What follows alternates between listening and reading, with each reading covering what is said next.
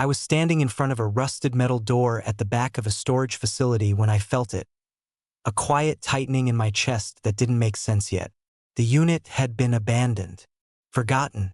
I'd bought it the way people buy unopened boxes or old furniture, without expectation, without curiosity, without any reason to believe it would matter.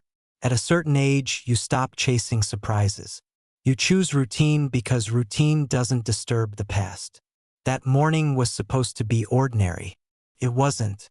Have you ever believed a chapter of your life was finished? Not because it made sense, but because you stopped asking questions? What if something you deliberately left behind suddenly placed itself in front of you? Not loudly, not dramatically, but patiently, as if it had been waiting for the right moment. We tell ourselves the past stays buried once enough time passes. That silence means resolution.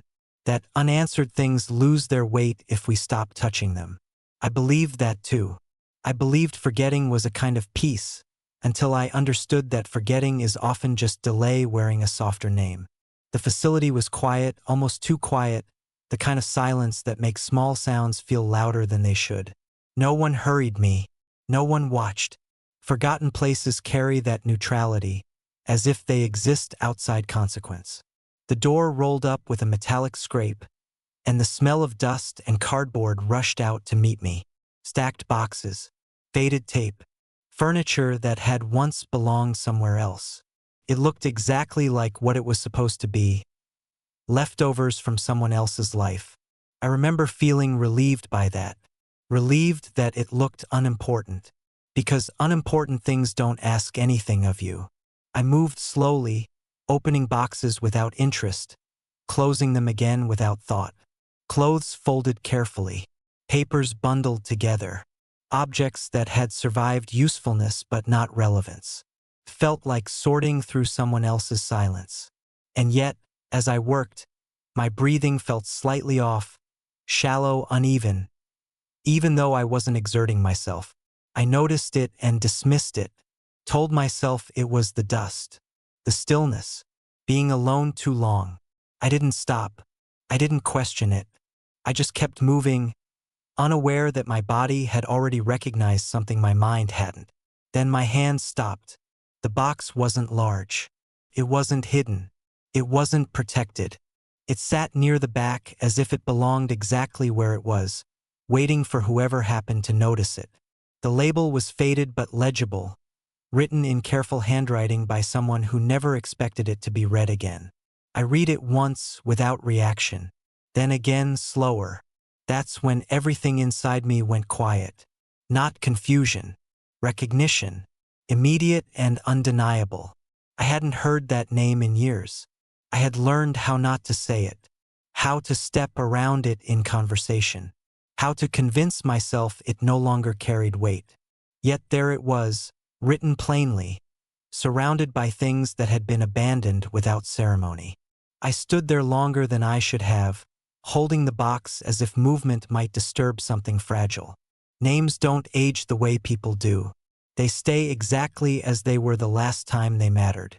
And this one carried more than memory. It carried decisions I had defended, silences I had justified, and a version of the past I had accepted because questioning it felt unnecessary. In that moment, the storage unit stopped feeling random.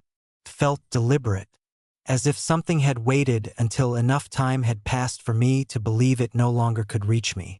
I set the box down carefully and looked around, suddenly aware of how narrow the space felt. No witnesses, no expectations, no one to tell me what I was supposed to do next. And that's when the unease sharpened into something else, pressure. Because if that name was here, among things forgotten and ignored, then whatever it was tied to hadn't disappeared. It had been stored, preserved. And I understood then that I wasn't standing in front of a memory, I was standing in front of a decision. One that would either leave everything exactly as it was, or force consequences I had no way of predicting. I didn't open the box right away. That surprised me later. I set it aside and continued sorting through the rest of the unit as if nothing had changed, as if my hand hadn't stopped for a reason. I told myself there was no urgency, no danger, no obligation to look deeper. But the truth was simpler and harder to admit. I was stalling. Because once you open something like that, you don't control what comes out. At my age, you learn that some truths don't arrive with noise. They wait quietly until you convince yourself you're ready to carry them. I wasn't sure I was. I finished with the larger boxes first, forcing routine back into my hands. Old appliances, framed photos turned face down, paperwork too generic to matter. But the longer I stayed, the more aware I became of the box I was avoiding. It sat where I'd placed it, unchanged, yet it felt heavier each time my eyes passed over it. My shoulders were tense, my jaw tight without reason. It bothered me that my body was reacting before my thoughts had caught up. That usually meant one thing, whatever this was, it wasn't finished. I tried to explain it away. People share names. Coincidences happen. Storage units collect fragments from lives that overlap unexpectedly. But even as I repeated that logic, another thought kept intruding, sharper each time. Why here and why now? Forgotten units don't resurface randomly. Someone stops paying. Someone walks away. Someone makes a decision not to return. And whatever they leave behind isn't always worthless. Sometimes it's inconvenient. Sometimes it's safer out of sight. That idea settled in quietly, and once it did, the space around me felt tighter, more enclosed than before. When I picked the box up again, I noticed something I'd missed earlier. The label wasn't casual. It wasn't hurried. It had been written carefully, deliberately, as if the person who wrote it expected it to be read by someone specific, just not yet. That detail unsettled me more than the name itself. Care takes intention. Intention suggests planning. I ran my thumb along the edge of the lid and felt a faint tremor in my hand that had nothing to do with age. For the first time, fear surfaced, not of what I might find, but of what it might confirm.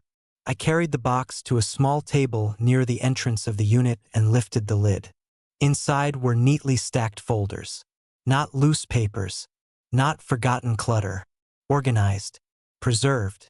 The kind of order that suggests someone expected to come back. The top folder had a date on it. Not recent, but not distant enough to feel harmless. That single detail changed everything. This wasn't an archive. It was a pause. Something interrupted, not resolved. As I opened the folder, the unease sharpened into something colder. Names appeared again, not just his, but others I recognized. Places I knew. Events I remembered differently. Nothing explosive yet, but enough to disturb the version of the past I'd been living with. Small inconsistencies surfaced. Timelines that didn't align. References to outcomes that suggested consequences had continued quietly, long after I believed everything had ended. And that's when it hit me. This wasn't only about what had happened back then. Someone was still living with the result of it. I closed the folder and sat there, listening to my breathing echo against the metal walls. The decision I'd sensed earlier was no longer theoretical. It had edges now. Wait, because if what I was seeing here was true, then silence hadn't just protected the past. It had allowed something to keep happening. Leaving the box untouched was no longer a neutral act. It was participation. And I understood then that choosing to walk away wouldn't just spare me discomfort. It could quietly cost someone else years they would never get back. I didn't leave the storage unit the way I had planned. I locked the door, stepped outside, and stood there longer than necessary, staring at the concrete as if it might offer direction. Something had shifted, and I knew it wasn't going to settle on its own. The box hadn't just unsettled me, it had changed the terms.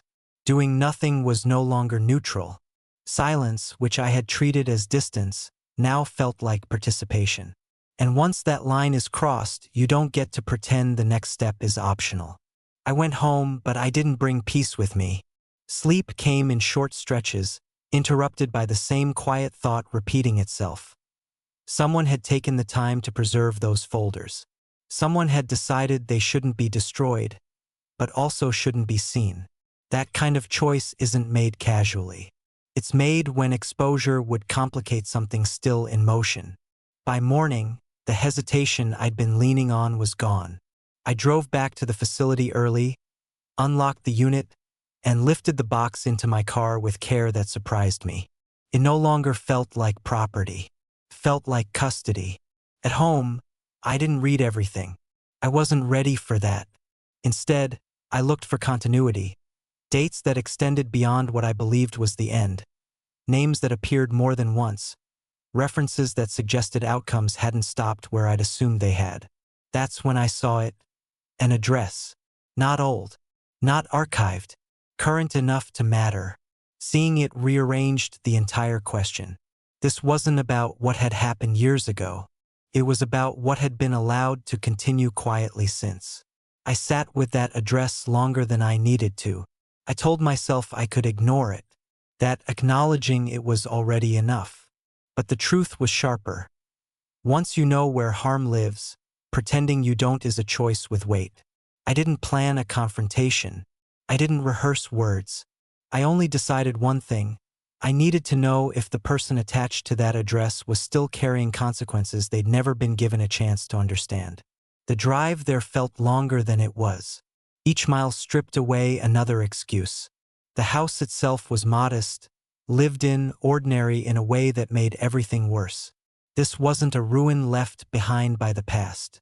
It was a life still moving forward under incomplete information. I sat in the car for a moment, watching a light switch on inside. Someone was home. That confirmation landed heavier than expected. It meant the silence had reached farther than I'd allowed myself to believe. When I knocked, the door opened slowly. The person standing there was older than I remembered, but not distant. There was a pause, just long enough for recognition to surface. They knew me, or at least, they knew who I represented in the version of events they'd been given. That pause told me more than any document could have. Silence hadn't erased the past. It had shaped someone else's understanding of it. We didn't talk long. We didn't need to. I asked careful questions. They answered with careful honesty. Enough surface to confirm what the folders had already suggested. Decisions had been made without full explanation. Outcomes accepted without clarity. Years spent adjusting to consequences that never fully made sense. I didn't reveal everything. Couldn't. But I didn't deny anything either. And in that narrow space between what was said and what was withheld, something irreversible happened. The story they had lived with for years cracked. When I left, nothing was resolved. No apologies. No closure. But the silence that had protected the past was gone. I had disturbed a balance that hadn't belonged to me alone, and balances like that are never neutral. As I drove away, one thought pressed forward with unsettling clarity. Someone had benefited from that silence staying intact. Someone had relied on it remaining undisturbed. And the moment silence breaks, the people who controlled it don't wait to see what happens next. They respond. The response came sooner than I expected. Not dramatic, not loud, just immediate enough to tell me I had crossed a line someone was watching. It started with a phone call I didn't answer. Then another. The number wasn't familiar, but the timing wasn't accidental. I let it ring, telling myself it could be coincidence. But by the third call, spaced carefully apart, I knew better. Silence had been noticed, and someone didn't like it. By the time I got home that evening, the sense of being observed had settled into something heavier. The box was still in my car, untouched since I'd left the house earlier. I hadn't decided what to do with it next, only what I wouldn't put it back. That choice alone had altered something. I could feel it in the way my thoughts no longer wandered freely, but kept returning to the same point. Whatever balance had existed before was already gone. The next morning, the call came again. This time I answered. The voice on the other end was calm, almost courteous, the kind of tone people use when they expect cooperation. They didn't introduce themselves. They didn't need to. They spoke as if we shared context already, referring vaguely to old matters and misunderstandings that didn't need reopening. Nothing overt, nothing threatening, but there was an assumption threaded through every sentence. that my recent actions were known, and that continuing them would be inconvenient for more than just me. I didn't confirm anything. I didn't deny it either. I listened. That seemed to unsettle them more than resistance would have. The conversation ended politely, but not cleanly. There was a pause before the line disconnected, just long enough to leave something unsaid. A reminder, perhaps, that politeness doesn't mean permission. When I set the phone down, I noticed my hands were trembling, not from fear, from understanding. Someone had already decided I was interfering. The pressure didn't stay contained to that call. Later that day, I received an email about a routine matter I'd handled for years, suddenly delayed. No explanation beyond review. No timeline offered. It was subtle but deliberate, the kind of obstruction that doesn't announce itself as punishment, but functions as warning. I understood then that this wasn't about correcting me. It was about slowing me, buying time, because time, when managed carefully, can erase momentum without confrontation. I thought about the person I'd visited the day before, about the crack I'd seen form in their certainty, and I realized something unsettling. Whatever control had been maintained for years depended on isolation. As long as each person held only their piece of the story, nothing could challenge the whole. That meant my action hadn't just exposed something, it had connected 2 points that were never meant to touch. And someone had noticed the line forming between them. That evening, another message arrived. Shorter this time, less polite. It didn't reference the past at all. It referenced the future. A suggestion that unresolved matters had a way of becoming complicated. A reminder that disruption often carries consequences people don't anticipate. It was phrased as concern, but it wasn't concern. It was a boundary being drawn where one hadn't existed before. I sat there longer than necessary, the phone resting on the table, the weight of the box suddenly feeling closer than it was. This was no longer just about what I'd discovered. It was about how far someone was willing to go to keep control intact. I understood then that the silence I'd broken had been structural, not personal. And structures don't collapse gently. They resist. They reinforce themselves. They apply pressure where it hurts least publicly and most privately. That night, I locked the box away somewhere it wouldn't be easily accessed. Not hidden, but protected. The act felt instinctive, defensive in a way I hadn't anticipated. Because for the first time since this began, the risk had shifted. It wasn't just about what I might uncover next. It was about what might be taken from me if I didn't slow down. And that realization carried a chilling clarity. Whatever came next wouldn't arrive as truth-seeking resolution. It would arrive as resistance, designed to remind me that silence had never been empty. It had been enforced. The loss didn't arrive dramatically. It came disguised as procedure, which made it harder to argue against and impossible to ignore. I noticed it first when a routine request I'd submitted weeks earlier was formally denied. Not postponed this time, but closed. The explanation was polite, impersonal, and final. No appeal mentioned. No next steps suggested. It was the kind of response designed to look neutral while accomplishing something very specific. Cutting off access without admitting it was doing so. I read it twice before the meaning settled. This wasn't delay anymore. It was removal. I told myself it could still be coincidence. That systems fail. That errors happen. But the timing was too precise, the language too carefully chosen. Someone had decided I no longer needed to be involved. And once that decision is made, reversing it requires effort most people don't want to expend. That's how control survives, not through force but through fatigue. I felt it then, a dull weight behind the eyes. Not panic, but the recognition that something I'd relied on for years had just been quietly taken away. The next move followed before I could adjust. A message arrived, brief and indirect, suggesting it might be simpler for everyone if certain materials were returned to where they belonged. No mention of the box. No acknowledgement of ownership. Just an assumption that compliance was expected. The implication was clear. What I was holding was inconvenient, and inconvenience was no longer being tolerated.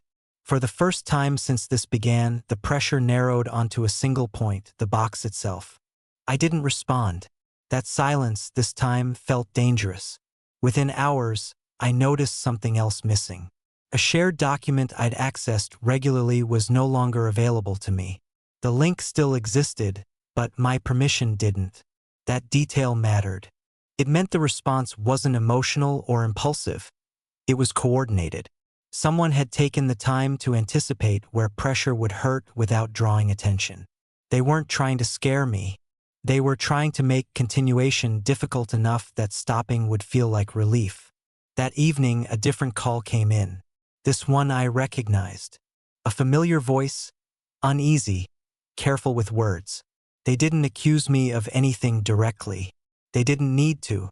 They spoke about concerns being raised, about questions circulating, about how my recent actions had made things complicated for people who didn't deserve disruption. Then came the shift, subtle but unmistakable. They mentioned the person I'd visited, not by name but by circumstance, a reminder that others could be affected if matters escalated. It wasn't a threat in the traditional sense. It was leverage. I ended the call politely, but the damage was done. The pressure had crossed a line. It was no longer confined to me. Someone else had been pulled into the perimeter, whether they knew it or not. That realization changed everything. This wasn't about defending myself anymore. It was about whether I would allow someone else to be used as insulation while control reasserted itself. The box suddenly felt heavier than it had before, not because of what it contained, but because of what people were willing to do to get it back. Later that night, I checked where I'd secured it. Nothing had moved. Nothing was missing. But the act of checking told me something important. I no longer assumed safety. That assumption had been removed along with everything else. I understood then that someone had made a calculation. That pressure, applied carefully, would force a mistake. Either I would hand over what they wanted, or I would act too quickly and expose myself. Both outcomes served them. What they hadn't counted on was this. Once something is taken from you without explanation, compliance stops feeling like peace, starts feeling like surrender. And as I sat there, aware of what had already been lost and what was now being leveraged, one truth settled in with uncomfortable clarity. The situation had moved beyond negotiation. Whatever came next wouldn't be subtle. Someone was going to try to end this cleanly, quietly, and on their terms. And the only question left was whether I would let them. I knew they wouldn't wait long. Control like this doesn't linger once it senses resistance. It accelerates. The call came early the next morning, before routine could dull my instincts. This time there was no politeness, no vague concern, no pretense of misunderstanding. The voice was calm, direct, and efficient. The tone people use when they believe negotiation has already ended. They told me arrangements had been made to resolve the situation, and that someone would be stopping by to collect what didn't belong to me. Not a request, not a discussion, a statement. I didn't argue. I didn't ask questions. I ended the call and sat there, the weight of what had just been said settling slowly. This wasn't pressure anymore. It was retrieval. And retrieval implies confidence. The belief that resistance will be brief or futile or isolated enough not to matter. That belief told me everything I needed to know. They assumed I was alone in this. They assumed fatigue would finish what fear had started. Within the hour, I noticed a car parked across the street longer than necessary. Engine off. No one inside, at least not visibly. It wasn't dramatic enough to be called surveillance, but it didn't need to be. It was presence. A reminder that my movements were no longer private. I didn't confront it. I didn't photograph it. I simply accepted that time had compressed. Whatever decision I made next would have to be made quickly and correctly. I moved the box. Not far. Not hidden. Just out of reach. Somewhere it couldn't be accessed without my knowledge or consent. The act felt instinctive, almost automatic, the way you move something valuable when a storm approaches. I didn't feel clever. I felt exposed. Because relocating it meant acknowledging what I already knew. They were willing to take it back by force of process if not persuasion. And once that line is crossed, intent is no longer theoretical. The knock came that afternoon. Firm. Measured. Not rushed. I didn't answer right away. Through the door, I heard a voice introduce itself as acting on behalf of someone else, using language carefully chosen to sound legitimate without offering proof. They asked for cooperation. They mentioned misunderstandings. They implied authority without naming it. I stayed silent, listening to the pauses between sentences, the subtle impatience beginning to surface. When I finally responded, I didn't open the door. I said only that they had the wrong address. The pause that followed was longer this time. When they spoke again, the tone had shifted. Not aggressive, but irritated. They warned that refusal would complicate matters unnecessarily. That processes were already in motion. That returning what wasn't mine would make things easier for everyone involved. And then they made their mistake. They referenced a detail they shouldn't have known. Something from inside the box. Something I hadn't shared with anyone. That single slip changed everything. It confirmed what I'd suspected but hadn't proven. That access extended farther than it should have. That boundaries had already been crossed quietly, long before I ever opened the unit. This wasn't damage control. It was containment. And containment only becomes visible when it fails. I ended the conversation without explanation and stepped back from the door, heart steady, mind clear. They had revealed themselves not as concerned parties, but as custodians of something that was never meant to be questioned. Minutes later, my phone rang again. A different number. This time, the message left was brief and unmistakable. The person I'd visited had been contacted. Not threatened, checked on. The phrasing was intentional. It framed intrusion as care. But the meaning was unmistakable. Escalation had begun, and collateral pressure was now acceptable. That was the moment the situation crossed its final boundary. I acted without hesitation. I made a call I hadn't planned to make yet, shared information I'd intended to protect until I understood the full picture. Felt premature, dangerous. But delay was no longer neutral, it was enabling. If the box was the leverage, then isolating it had been a mistake. Leverage only works when it's singular. I needed witnesses, records, context beyond my control. By nightfall, the calm had shattered. Not publicly, not loudly, but structurally. Someone had moved too fast, assumed too much, and revealed a hand they weren't ready to show.